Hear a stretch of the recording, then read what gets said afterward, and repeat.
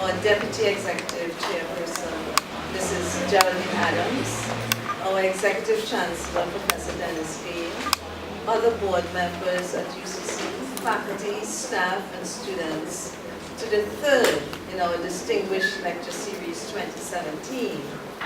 On behalf of us all, I would like to offer a very special welcome to Professor the Honorable Henry Lowe.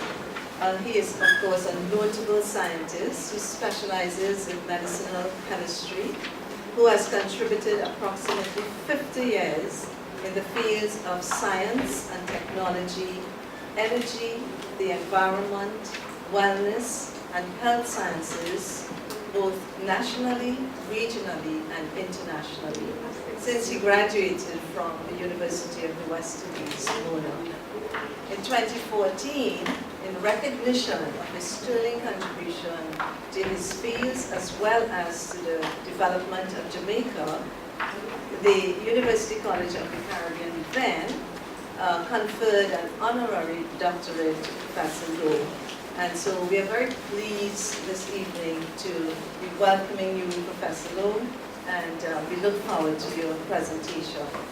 We also like to recognize Dr. Jessica Dunn, who has taken the time to join us this evening, all of our other distinguished guests, alumni, students, faculty, and staff. Before I leave the podium, it's my distinct pleasure to welcome Professor Dennis Gale, our Executive Chancellor, who will give us a short biography of Professor.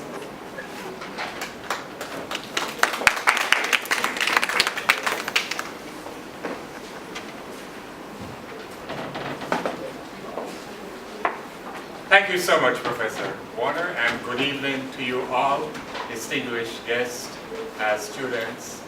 I'm very happy to see you here to take part in this third in the Distinguished Lecture Series at the University of the Commonwealth Caribbean.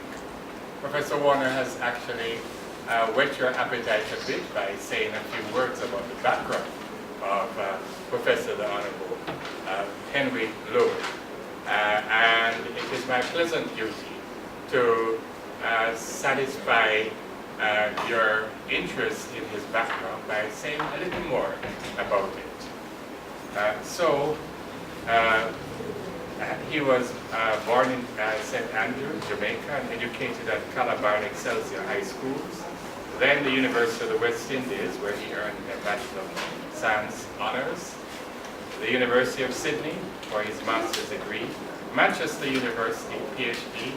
It seems that I've come across quite a few people with doctorates from Manchester University in the last couple of years, all of whom have been outstanding people. Professor Warner, Executive Chair, Professor Gale, Dr. Jessica Dunn,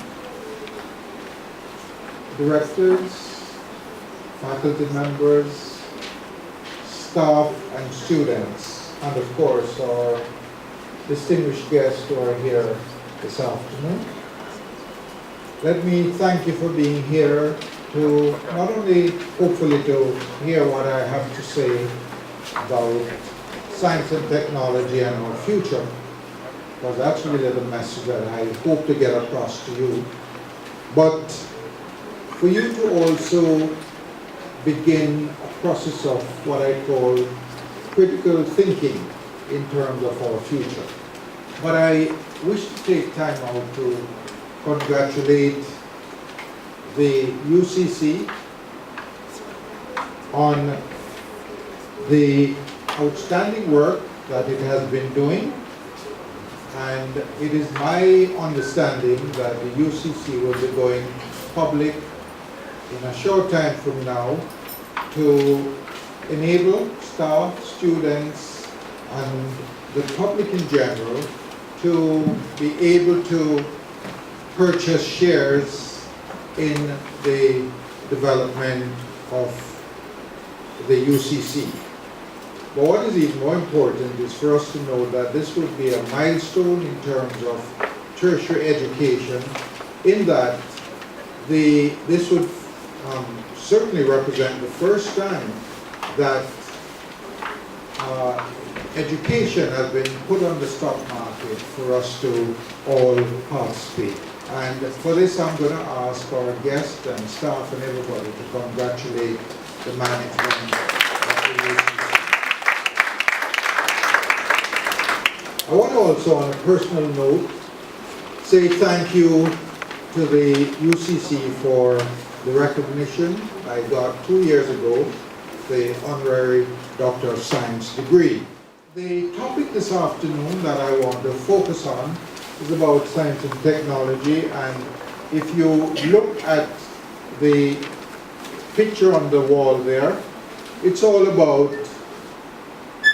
my byword, it can be done. Anything and everything can be done. And I want to focus on the 3 sentences there, which hopefully will come out from my presentation. One is, Jamaica has had an outstanding history of science, technology, and innovation. Many of us don't know this, and some of us will be very surprised at what I will present to you this afternoon on this. Because, you know, in Jamaica, usually we don't think we have the ability. We don't think that we are outstanding people. We only think that 1 or 2 persons in sports or in music can be recognized worldwide and can make a global contribution. We don't have enough confidence in ourselves. And I want later on to show you that it's not only music and sports, but also in science and technology and innovation that we have done quite a lot. We have excelled, and more is coming. Big time, more is coming. And the next point I want to bring across to you, and I'm just giving you this for focus, is that we all know we have many challenges in Jamaica right now. But there are some bigger challenges to come. And these bigger challenges is not going to be just domestic, they will be global.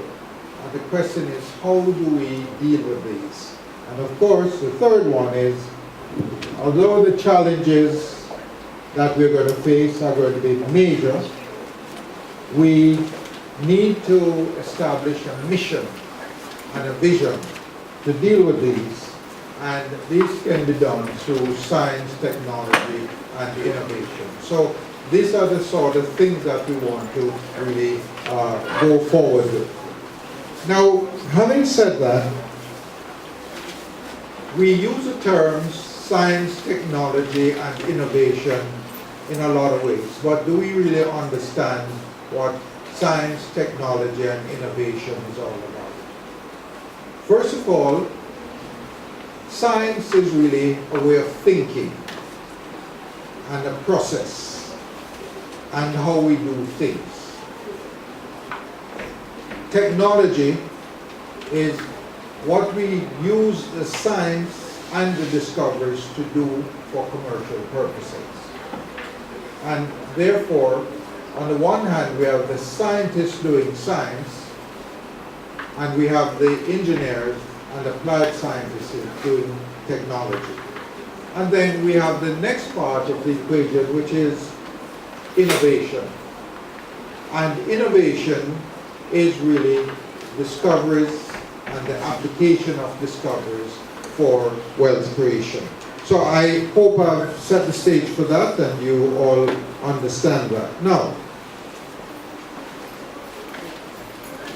what have we as a country really achieved in the pre-independence period, the post-independence period, and the period now since 2000?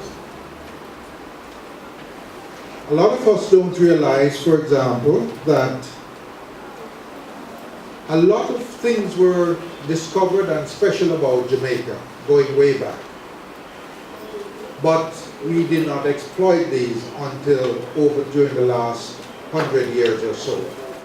While cannabis, ganja, is not peculiar to Jamaica, but Jamaica's created almost a legend for this. So everybody, in fact, I don't know if many of you have ever traveled, and when you travel and people ask you about ganja and you say you never smoke it, they look at you as if you're lying. Because I think 80% or more of Jamaicans smoke ganja. And it's not so. But that's a situation as it is out there. But what is even more important is that we are on this track to see if we can develop the medicinal potential of ganja, because there are many and profound. Jamaica's had the leadership in this, the name and everything, and we are fooling around. And when you hear people out there asking what is going on, we're going to be left behind. And we're not talking about what's happening in Colorado and California.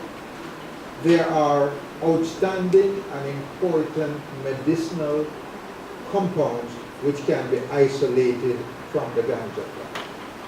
And what is more important, not only can you isolate these for major pharmaceuticals, but you can do what many other people are doing, which is trying to isolate and mix the various components to make medicine.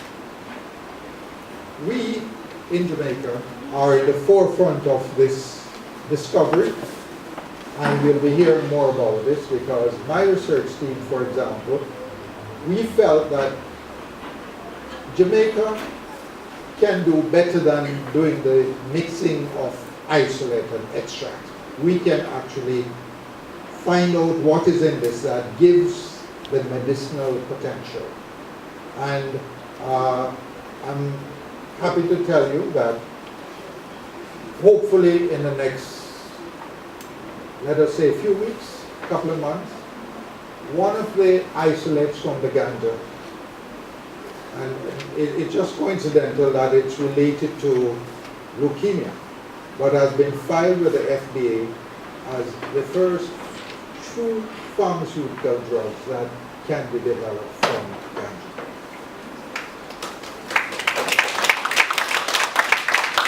So I just said that to let you understand great things and great potentials are there, but our leaders and many of us don't believe in ourselves and we don't support each other, and we see the negative and the can't do in everything that's happening here. More or not. When we go on from here, we start asking ourselves, what have we got that's so important and good that others in the region have not got? And I want to give you a quick historical walkthrough on this so that you can understand. I told you about Sir Hans Sloane and what he did for us, but I also want you to know that the Institute of Jamaica, which many of us have never been to, some of us might know it's on East Street, and some of us, if you ask where in East Street, wouldn't know where. But that institution is equivalent to the Smithsonian Institute in the United States and the British National Agency that's responsible for culture and science. We are there. It's hundreds of years. As a matter of fact, this Institute of Jamaica was established from 1879. How many of us know that? And it's just sitting down at East Street as a little place where some students may go from time to time. That should really have been further developed and made known to many more persons. Now, apart from this, Jamaican science and technologists have done a lot of policy studies, and we are happy to say that Jamaica is the first country in this hemisphere to have established a science policy for research and development. First time outside of UK and United States, first country that developed a workable science policy for the purpose of developing the country. You might be asking yourself, so why is science and technology not part of our developmental thrust? It's there in name, but not the thrust. And let me take you a little bit further back on this whole historical journey. How many of us know, for example, that Jamaica was the first country outside of a couple of places in the United States and the UK that developed electricity as a public service? Do we know that? How many of us know that? Anybody who know where Gold Street is downtown? That's where it was established. How many of us know that at the same time that that was developed, 13 years after Thomas Edison invented the light bulb? You see what's happening here? And then, round about the same time, the first commercial household use of electricity was established in Black River. We have a lot to be proud of. Our history, but nobody talks about this. Nobody knows about these things. The next thing that I want to point out here is that this was as early as 1845. 1845. We're not talking about 1920. This is well before technology started to be recognized. What is even more interesting is that the government of Jamaica, between the governments, because we had some governmental changes, between 1955 and 65, particularly in 1960, just before independence, policy positions were taken and a number of science and technology institutions were established. And they were established for a purpose. This purpose, and I'll come to that, but let me say here, CAST, College of Art, Science and Technology, Scientific Research Council, the Bureau of Standards, the Jamaica Bauxite Institute, and the Agricultural Development Agency. All these were established as a result of policy for science and technology impacting on national development. But question is, have these really served us well? Are they serving us well? And why are we not way ahead of the region in terms of using science and technology for development? I'm going to keep posing this question and you think about it as we go along. How many of us know that we have had more agro-based industrial societies and organizations than anybody else in this hemisphere? We have had boards like the cocoa board, banana board, coffee board, and the sugar industry board, and I could go on and on. Everything. And this is why Jamaica was basically prosperous during that time, up to the 70s, because these agricultural products were making major contributions. And when bauxite came on, that's when the big leap took place to take us even further. But let me share a little bit of history with you about our research and development. Let us take sugarcane. Nowadays, all we hear is that sugar is a loss and we need to get rid of it and so on. You realize that SIRI, Sugar Industrial Research Institute, born out of Jamaica, was the lead research agency in the world for sugar and sugarcane and anything else that was related to it. And we were the envy of the world on this. Many persons came, learned, and benefited. Very much like, as some of you may know, Lee Kuan Yew from Singapore, when he had problems in his country and didn't know where to come, he came here in the 70s and he learned and he took it back. And now Singapore is a first world country and we are struggling even trying to be a third world country.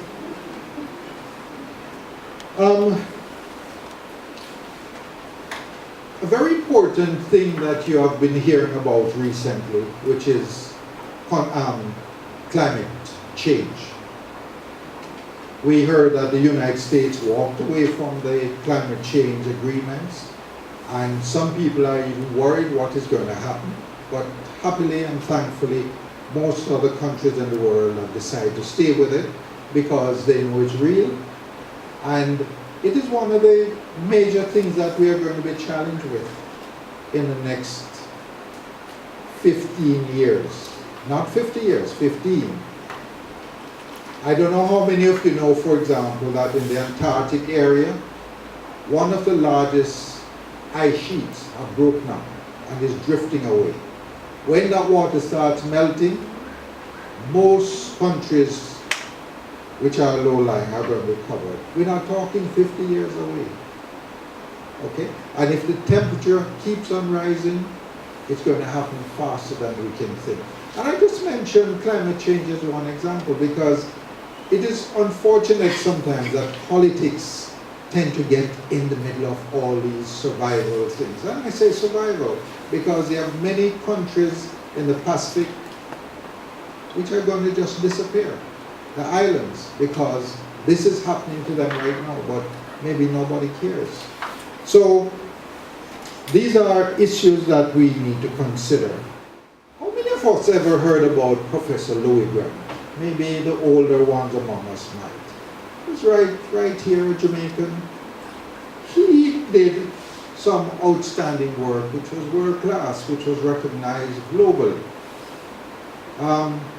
People were, especially people in the sugar industry, the sugar cane area, were dying because rats would pass their feces and urine on food and even on the sugar cane that they were eating, and they were dying of leptospirosis. Nobody knew what was causing this disease, and it was Professor Grant who realized that it's the rats that were spreading. That was a problem up until about 15 years or so ago. Much of it has gone, but whenever the rat population increases, they are going to spread this disease again.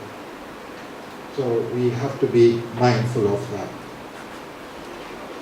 Everybody here knows about dengue fever, but do you know that nobody until in the 70s knew that dengue was spread by a particular type of mosquito, which is the Aedes aegypti. It was Professor Lowe who discovered that, and that impacted the entire world when they were trying to deal with dengue. And then one of our scientists, which I think most people know of, Dr. Thomas Lecky, with the Jamaica Red and Jamaica Black.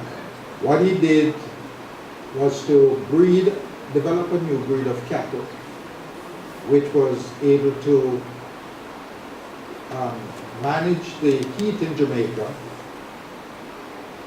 and some drought, and yet be able to produce milk to the same extent as the Jersey cows in England, and beef, which was high quality and could be exported. Now we never made any money on this because it was a novelty and we kept it here.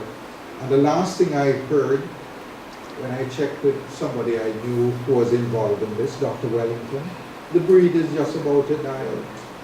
And it was the first major discovery of cattle breeding that could allow you to get, and I repeat, high quality milk, high content milk, and high quality beef.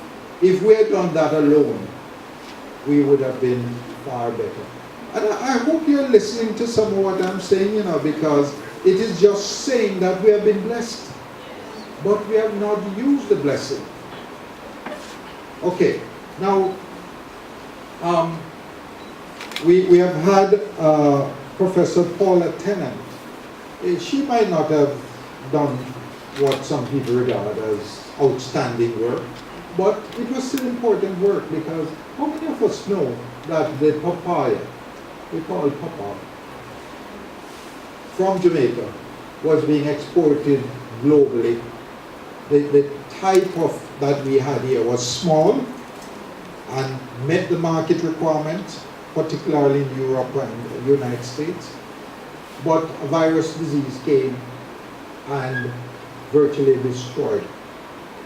And she was able to find the virus, breed it out, and today we have the solar sunrise papaya, which some of us are still enjoying. Without that, they would have all gone. And a man who, and I'm going to say, influenced my thoughts about science and technology because it's, and how it can create wealth. I remember there was a time when I used to drive through Spanish Town Road and I saw this big Tia Maria bottle. Anybody ever remember seeing a Tia Maria? And I was always fascinated.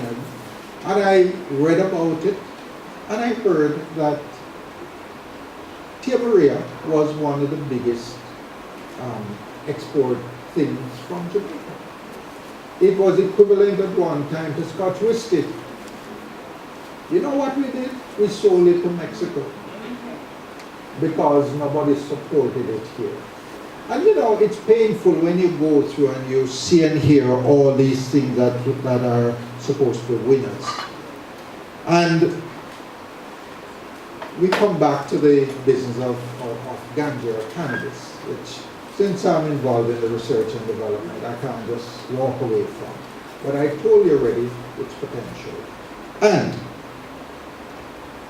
a lot of us don't know this because I didn't say it earlier. But Jamaica was the first country in the world to have produced a commercial product from ganja called cannabisol. And myself and Professor West and later Dr. Lowe got involved in that research and development and discovery. So we are here. We have done it before, back in the 70s. And with the good help of the Lord, you might hear Jamaica really getting another big one beyond that when we get our product on the market, pharmaceutical product from ganja. So we have a lot of good things going on and been out there, and we need to recognize that. Now, I want to say something now about our mission and our achievements relate to the future. But I just want you quickly to reflect on what I said before, that we have gone there, we have done it. And what I gave you were just snippets of some of the outstanding things. But for a little country, little Jamaica, remember some people tell you we're not even 3 million yet. We're more like 2.8. But when these things were done, Jamaica was just over 1 million people, 1.5 million people, when these outstanding things were done. So we have to ask ourselves, what's going on now? Is it that all the brains and the innovators and the good science has gone? It can't be. I think we have lost our way and the focus. Because let me tell you people something.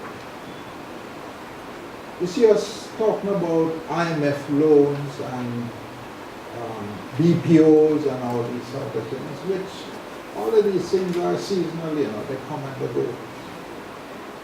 Remember the garments industry? Thousands were employed and somebody pulled the plug and it was no longer there. We have to realize as a country that we need sustainability if our children and ourselves are going to be surviving. And when I say surviving, I'm not talking about just jobs, because you're going to hear something I tell you later on, and I give you a preview, which is in the next 10 years, I'm talking about 100 the next 10 years, 75% of the jobs that you now know won't exist as they are now. Let that seep in your memory and imagine. We have some serious challenges ahead, and it's only science and technology can solve these. How can I keep you aware of this? We're happily here talking about food and water and maybe hurricane. We have some more serious things to come. And neither we, nor the teachers in the schools, nor the professors and lecturers of the universities are even preparing students to think about these things.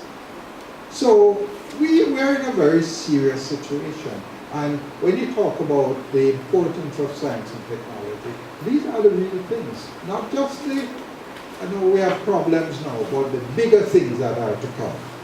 Now, I want to go on to make the point that science and technology is going to be very critical for wealth creation. And the universities, like UCC and others, when you are preparing your students, you must always let them understand that a degree is like a passport or a visa. Get an American visa don't mean you're going into America, you know, they can't turn you back there. It's an opportunity you're getting to enter. And if you take the visa and you commit yourself, you're thrown out. Or you can decide to get the visa and you never use it. So that is the sort of situation that we have. But I want to go back again and say, Jamaica is really blessed. But we are not using our blessings. Now, I want to share with you the real major challenges that we have, and it's only science and technology can help us to solve these. I'm talking big things now, the higher level things, not the food and water. Those are basic and important, but bigger things beyond that. We have the scientific and technological forecasters have told us now that we are entering the fourth industrial revolution. And this fourth one is going to be really, really challenging. If we don't understand the implications of this fourth industrial revolution, we won't survive, physically or otherwise. And let me just give you an idea of what I'm talking about. The fourth industrial revolution is going to bring upon us the following types of challenges and issues. First of all, computers as we now know them are changing. You might not want to believe it, but in another 5 years, the computers that we're using will basically become obsolete. Technology, new technology is going several folds each year. Some of the things that have been developed and identified, we don't even know about these as yet. Are we comfortable with our little computers? And just take a look at the cell phones over the last 5 years. I wouldn't go beyond 5 years. Things are changing at such a rate that the computers themselves that we now depend on will become obsolete. So what next? Just leaving you to think about that. The next thing is that the internet is going to drastically change. Have any of us heard about the Internet of Internets? Okay. That's something I would like you to go and read about. It's current in the, I don't want to give you all the answers to everything because that's not how science is done. Science is thought, research, action. So I will make certain statements and ask you to note them to go. But let us take the matter of robotics. Right now in the schools and summer programs, even at QWI this year, I happen to know that there are lots of robotic sessions going on. But guess what? A lot of people think robotics is making toys and drones and all these things. It goes way beyond that. And I think some of us even know that in Japan and China, robots are now sweeping places and serving food and drinks in entertainment area. And And they're doing this for display.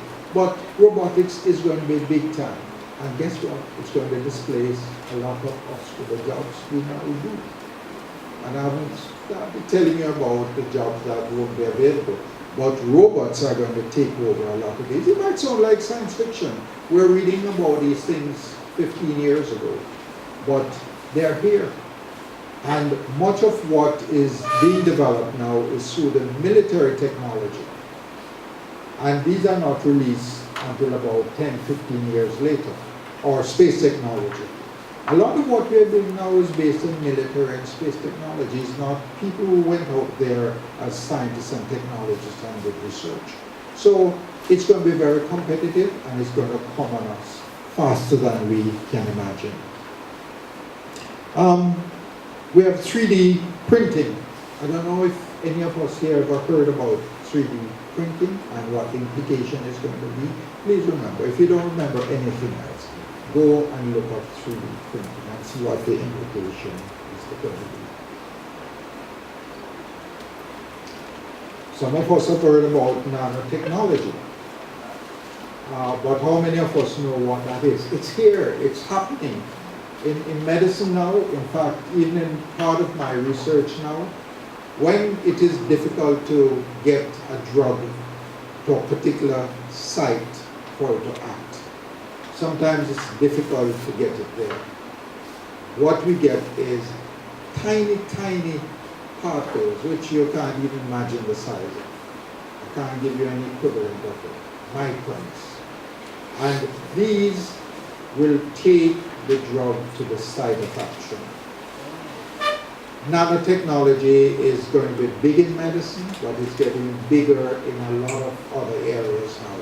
And these are things that I don't even think most of our students, even at the fifth form, know about. All these things I mentioned. And we talk about that we are part of a modern society. In Europe and North America, these are standard things. In China and in Japan. We really need to understand, you know, when I see us fussing about common entrance results and so on, you know, it's important, yeah, don't get me wrong, but there are bigger things than these. And if we are being prepared for the world of the future, we have to get our mindset and understand these challenges. Let me go to very quickly and talk about jobs. A lot of jobs are going to be lost, not only due to robotics and computers and machine learning, but it is estimated that by the next, I think I mentioned it, but I want to just rub it in. By the next decade, 10 years from now, over 70% of the jobs that you now know, we're not talking about 50 years or 100 years now, talking about next decade, 10 years from now. And guess what? How many of us are thinking even that far? But 10 years from now, 70% of the jobs in the world that we now know that we are all doing won't exist. And we're here with teachers. A lot of us here are lecturers and so on. We realize that the education technology is moving at such a pace that you won't even need to sit down with a class again.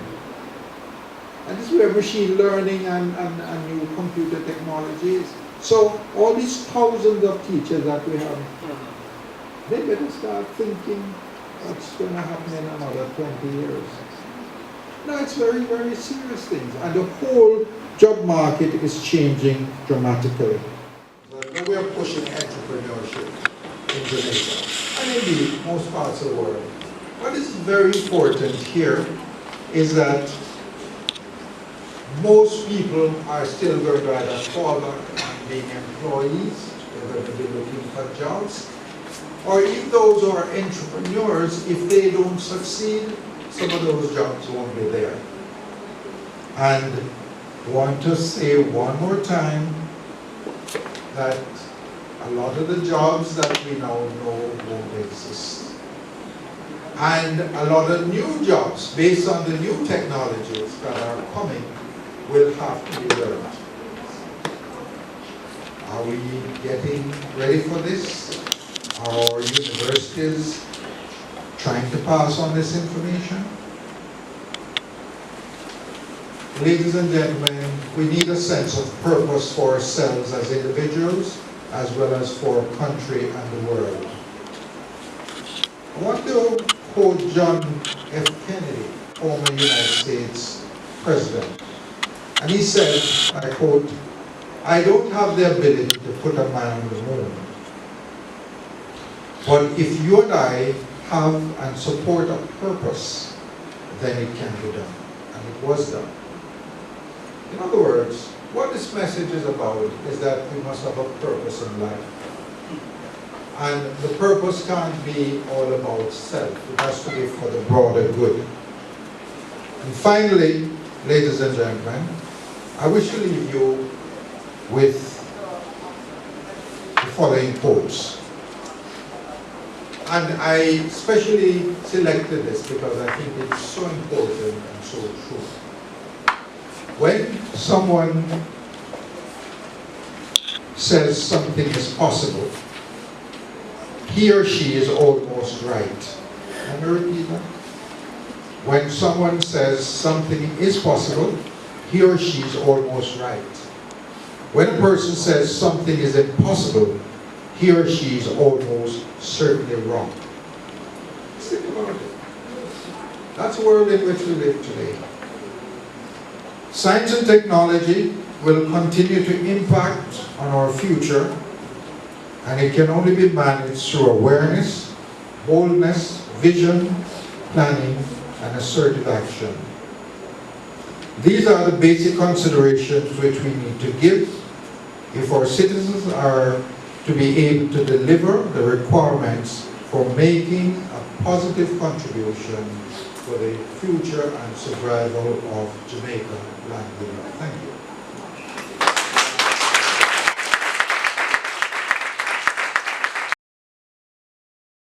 My name is Ingrid Riley. I'm really glad that I came to see Dr. Lowe.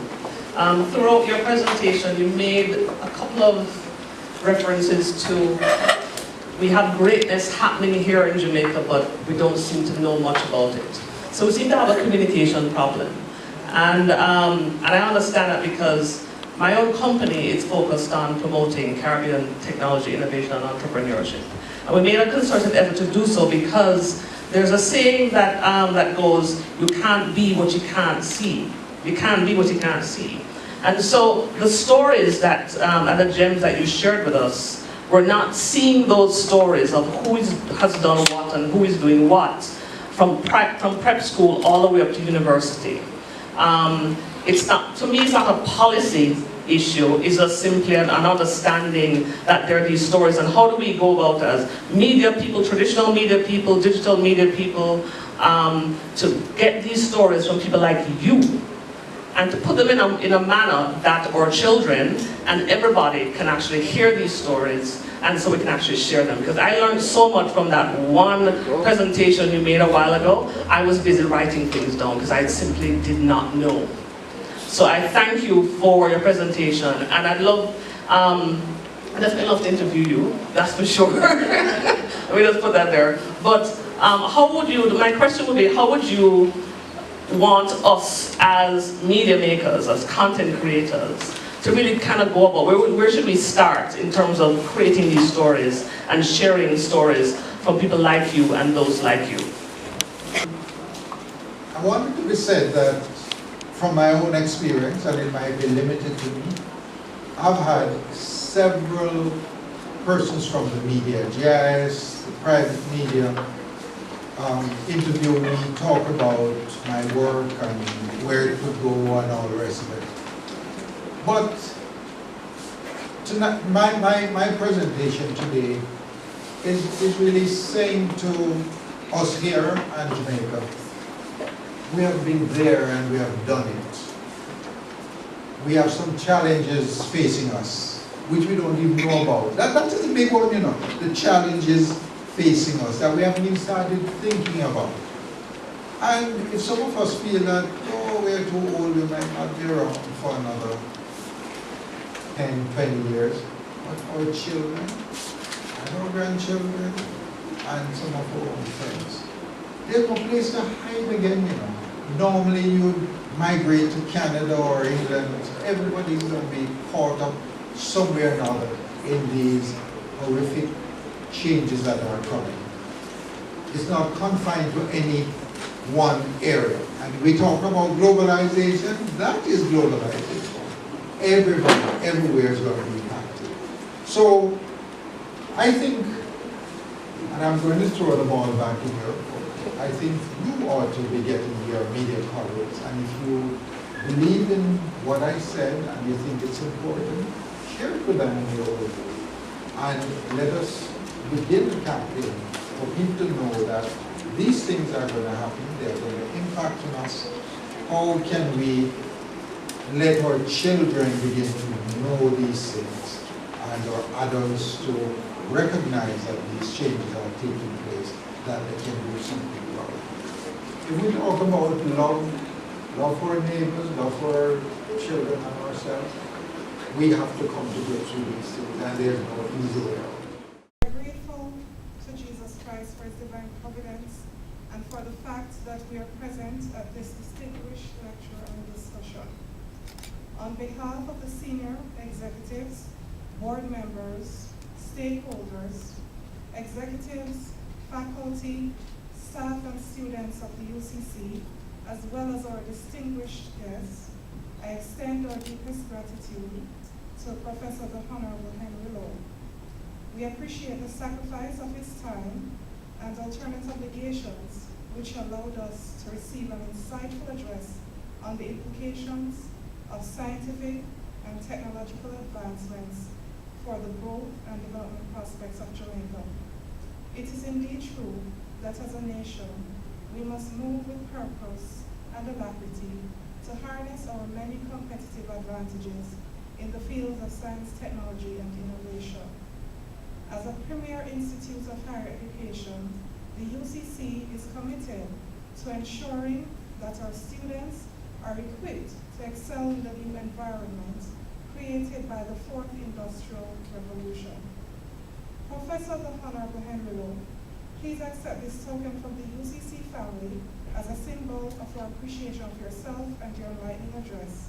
Once again, we thank you.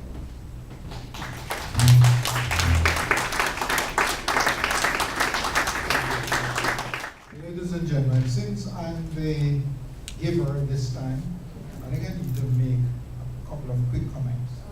The first one is that, and this is true, this book was published in year 2000. It's called Discovering the Future. It was my vision to say to Jamaica, we can discover the future and we can make a sustainable future. And guess what? When the book was first published, you know where I came? Mr. Adams. And I gave him a copy, and he promised he would make it reading for all students. But when I checked with the publishers later on, it seemed as if the order was placed.